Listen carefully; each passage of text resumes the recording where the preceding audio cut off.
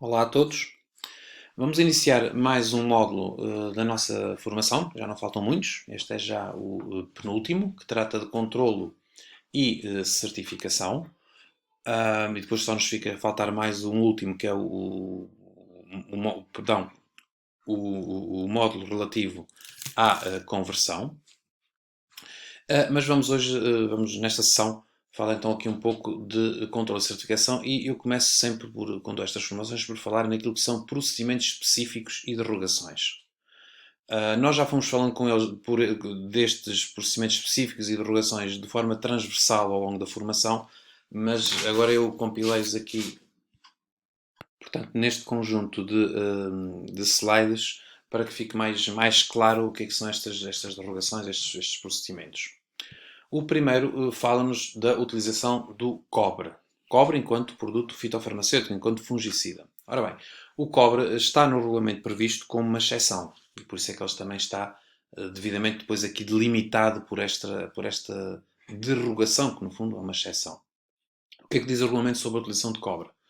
São utilizados produtos à base de cobre, podem ser utilizados, e as quantidades aplicadas são no máximo as que são especificadas no ponto 6 do anexo 2. Lembram-se do anexo 2, que é precisamente o anexo dos produtos fitofarmacêuticos, ou melhor, das substâncias permitidas para controle de pragas e doenças. Até 4 kg de cobre por hectare por ano. 4 kg matéria ativa pura, não produto comercial. Okay? Esta questão também costuma ser posta. Portanto, para as culturas perenes, em derrogação do parágrafo anterior, o limite de 4 kg relativo ao cobre pode ser excedido num determinado ano, desde que a média dos últimos 7 anos dê na mesma 4 kg por hectare por ano. Bom, isto é um pormenor.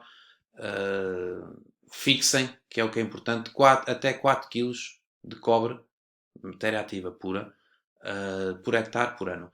É bastante cobre. Isto acaba por ser quase uma derrogação, porque é muito cobre. 4 kg de cobre em estado puro é muito cobre. Ok?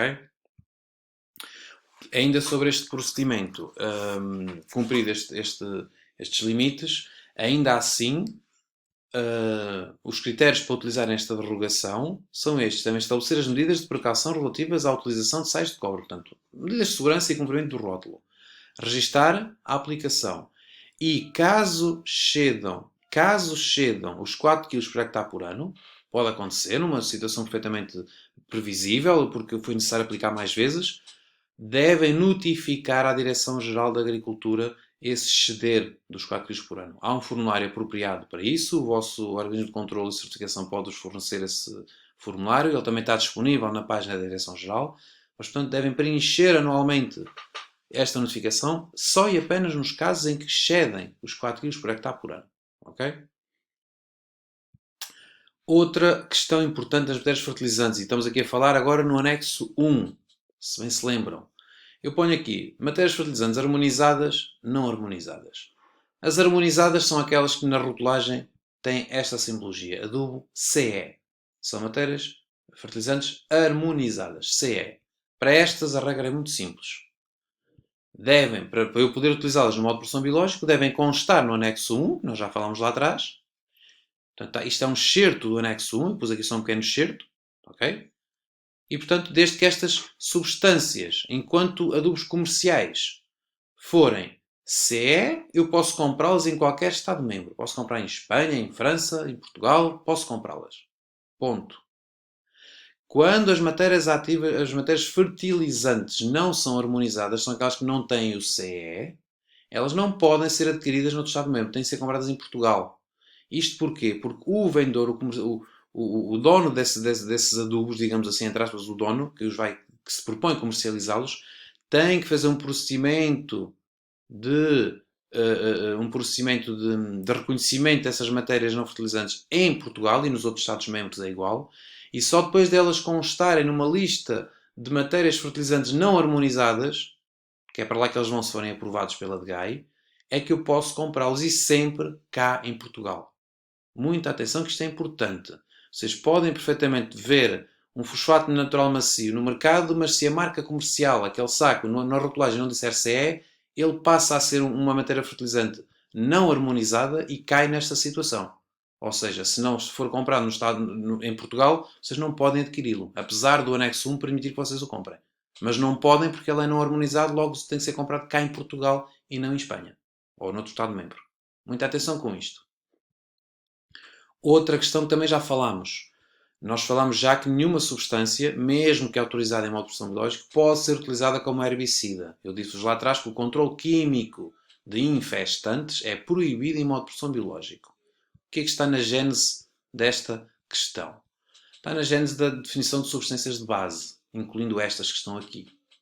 Portanto, só são autorizadas utilizações como substâncias de base enquanto fungicidas e bactericidas no tratamento de sementes cereais e hortícolas ou desinfecção de ferramentas de corte de herbáceas e arbustivas, de acordo com esta diretiva. Isto é um esclarecimento que a DGAV teve que fazer. E, portanto, apenas estas substâncias de base na seção deste regulamento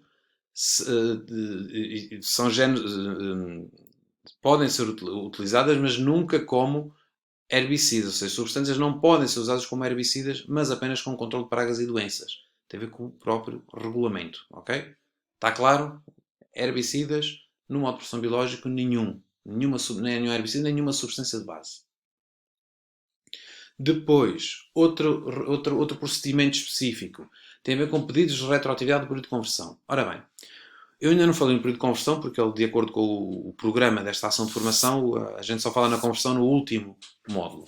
Mas eu, para falar no penúltimo módulo deste procedimento, tenho que vos explicar rapidamente o que é o período de conversão. O período de conversão é um período de tempo que o agricultor deve atravessar desde que inicia o seu processo em modo de produção biológica, assina um contrato com a certificadora, faz uma primeira visita e inicia a sua conversão. É exatamente isso, é um período de tempo de 2 ou 3 anos, consoante o tipo de culturas, que o produtor vai ter que atravessar, em que cumpre com o regulamento da agricultura biológica, mas não tem estatuto de produtor biológico, tem o estatuto de produtor em conversão. Logo, os seus produtos também têm estatuto de produtos em conversão. Cumprem com o regulamento, não têm estatuto. Ora, este período de conversão pode ser considerado de forma retroativa. O que é que isto quer dizer? Desde o momento em que eu inicio a conversão, imaginem que eu inicio hoje a conversão numa parcela, eu ou faço os 2 ou 3 anos de conversão para a frente, ou eu posso considerá-los já cumpridos de forma retroativa.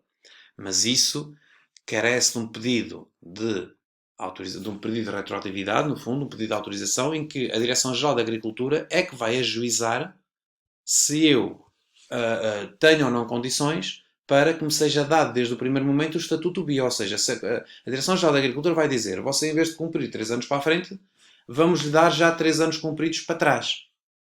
Mas para isso tem que se anexar esta documentação toda. Portanto, um relatório técnico da visita do vosso organismo de controlo, provar que a parcela é vossa nos últimos 3 anos para trás, relatórios de analíticos de substância, ou seja, se lá houver cultura olival, alfaces, pimentos, um boletim de análise de resíduos, em que a colheita da amostra tem que ser feita pelo técnico de controlo.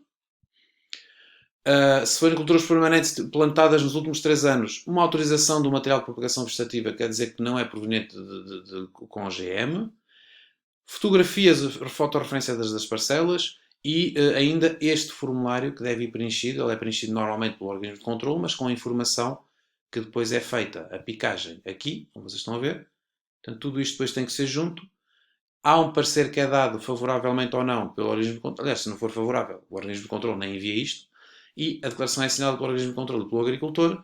E este formulário, onde a gente diz quais são as parcelas e quem é o produtor e tudo mais, é enviado para a Direção-Geral e é a Direção-Geral que vai dizer se eu tenho que continuar a cumprir o período de conversão ou não.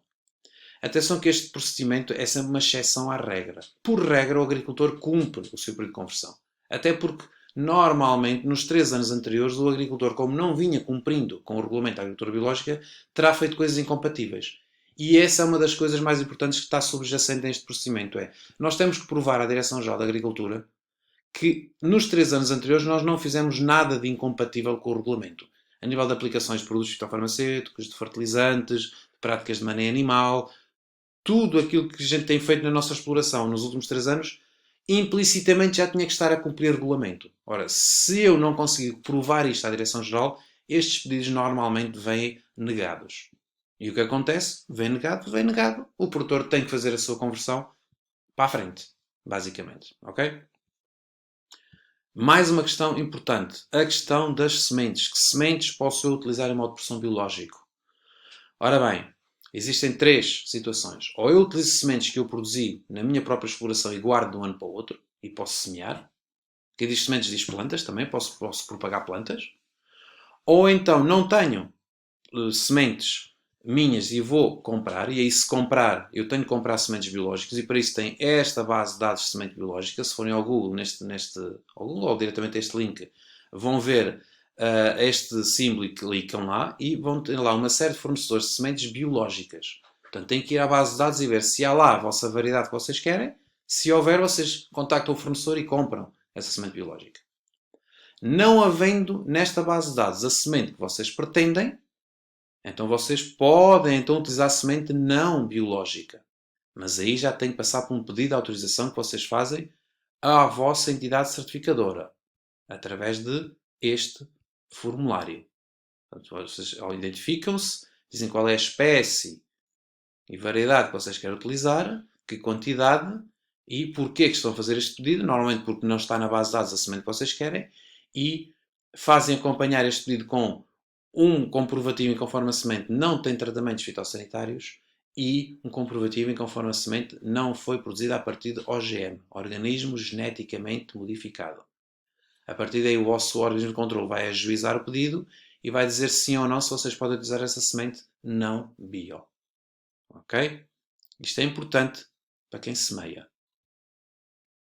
E por já ficamos por aqui.